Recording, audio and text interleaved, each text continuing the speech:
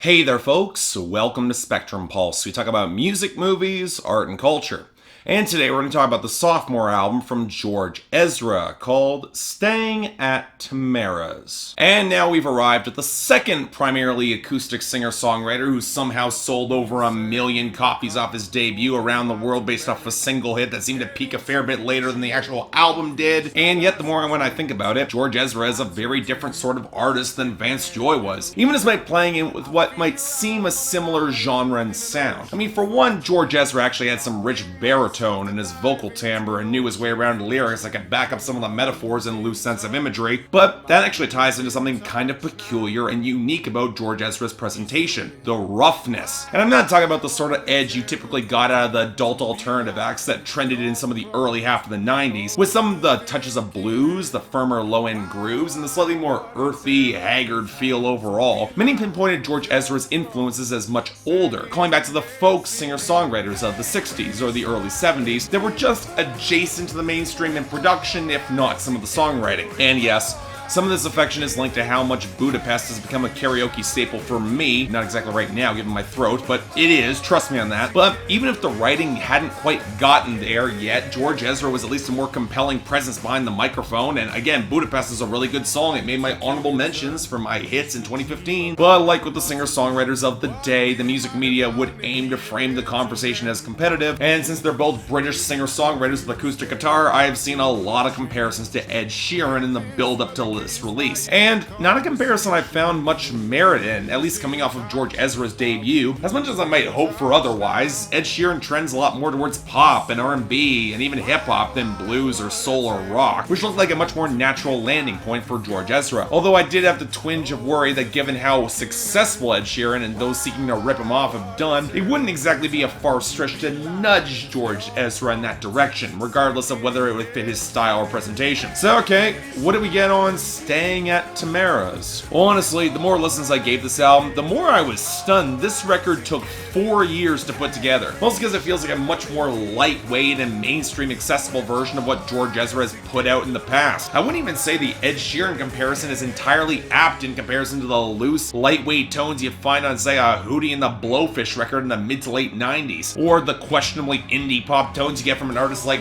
Ben Lee, or maybe even Jason Mraz before his material turned to lifeless junk at the end of the decade. Now, granted, George Ezra tends to eschew most of how weightless and derivative most of that subgenre is by his presentation alone, which means that I do tend to actually like this a fair bit more for what it is, but beyond that, it's a pretty thin album, and not really one that plays to a lot of his strengths, which, yeah, that is kind of a sophomore slump, a bit disappointing there. So let's start off by focusing on those strengths, and the biggest one here, George Ezra himself. I'll say it, the guy's got a tremendous voice, the sort of full inorganic baritone that can slip towards a much higher register when he needs it, but he's a lot more capable than just adding gravitas and presence through his world-weary but yearning delivery. But the tricky thing is when you have a voice like that is proper positioning. Not with regards to the production, most of which is perfectly fine, if a little bit over-polished on this project, but genre and tone. It's one reason slightly left-to-center, full-bodied acoustic folk and blue-eyed soul worked so well in his debut, but it allowed his shaggier approach to a loose groove feel so damn organic and really quite charming. Hell, if you're looking for a guy who can command a more lush soundscapes as someone like Father John Misty, or the smokier and more ethereal folk of Grizzly Bear, it would probably be George Ezra. He could work in that indie lane. So okay, a pivot towards a brighter, more aggressively chipper pop folk material might fit better in the mainstream, sure, but to me it was more reminiscent of the brighter, horn-inflected tones pushed in the very early 70s on more organic artists, and now it could feel a little bit cloying and busy and overdone, especially if said choices were made at the expense of good bass lines and whatever edge that George Ezra had. Oh, now don't get me wrong, the warm acoustic tones, they were solid on tunes like Pretty Shining People, or the washed-out ramshackle flutters of Shotgun, and when the firmer bass comes up on tunes like Getaway, it shows that George Ezra can bring some infectious bounce to that tune. He can sell this material and put him on ballads like The Waltz of All of My Love or the mid-tempo Hold My Girl, and he's certainly capable of selling them far better than someone like James Arthur or even James Bay. That's hard to deny. But in between those, you get the more spare songs like Sugarcoat, with touches of the organ and the flutters of guitar. And it's hard to escape the feeling that it's a little bit more interesting of a lane for him, especially when he leans into the more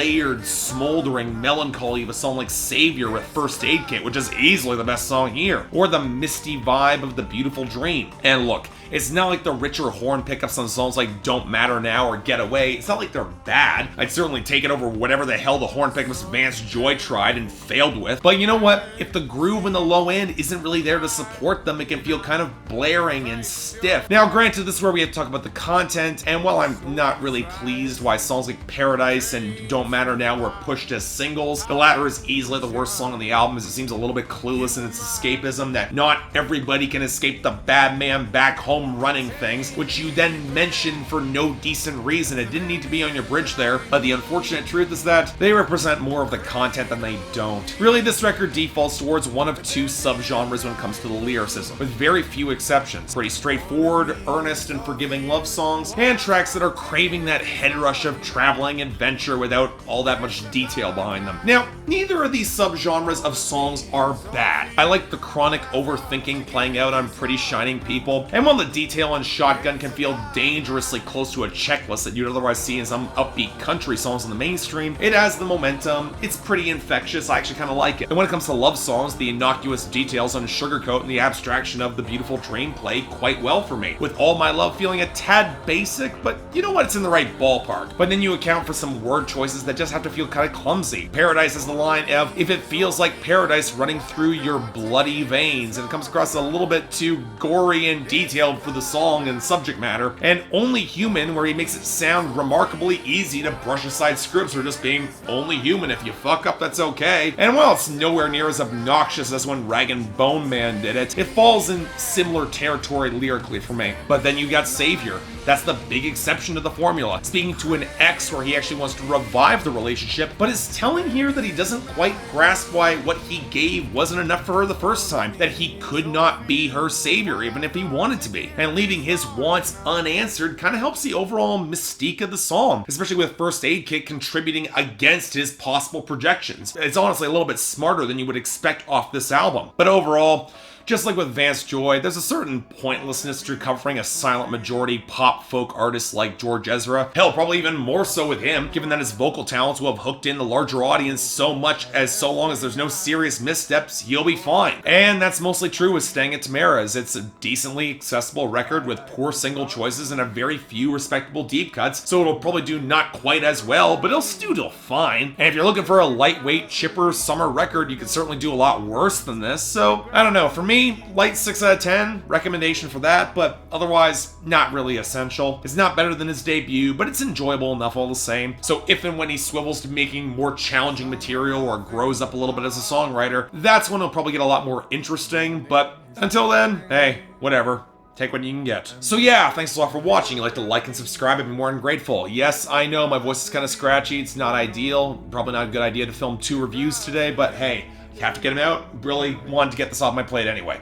Beyond that, anything else I might be able to do to improve my presentation, I'm all ears. If you guys want to buy the record, links in the description below. And I got the poll up there for all you guys to tell me how wrong I am and how this is just a beautifully charming and earnest little record. And yeah, it is, but it should be better. Beyond that, if you guys want to actually support this channel or get involved in my scheduling process, link to my Patreon is right over there, where 3 times a week you guys get to vote on my schedule, and once a week for the higher tier contributors, you guys get to add albums, movies, or even a top 10 list to that schedule. If you want to see it, it's on my Instagram, link below. But until then, I'm Mark, you're watching Spectrum Pulse, and I'll see you next time.